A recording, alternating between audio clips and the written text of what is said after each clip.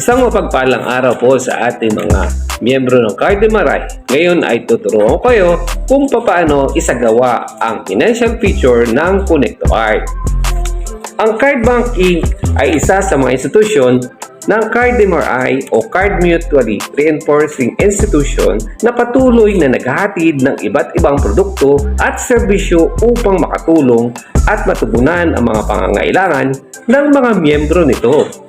Dagdag pa dito, upang lalong mapabuti ang serbisyong na ipapaabot ng Cardemaray ay patuloy itong nagsasaliksik at lumilikha ng mga bagong produkto o serbisyo na tutugon sa mga dumadagdag na pangangailangan ng mga miyembro. At isa na dito, ang Connect to Card.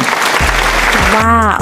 Ngayon po ay tuturuan ko kayo kung paano ang proseso o hakbang ng client-initiated payment galing sa Connect to Card application. Unang-una, mga miyembro, dapat mag-login gamit ang inyong username at password.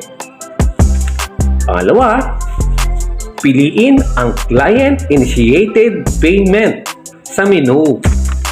Pangatlo, makikita dito ang weekly due. Nakita nyo na ba? Pang-apat, pumili ng savings account na gagamitin upang dito ibawas ang bayad. So, dapat unahin niyo yung mas magandang gamitin ay yung pledge savings. Pang-lima, itala ang halaga ng nais ibayad. Matapos ma-review ang transaction ay pindutin ang proceed. Pang-pito, itala ang MPIN. Alam niyo ba ang MPIN? MPIN po ay mobile PIN number. Ayan. Alam niyo na, yung 6 na number po yun. Okay? At panghuli, syempre, tingnan at suriin ang confirmation bago ninyo i-confirm. At yan lang po.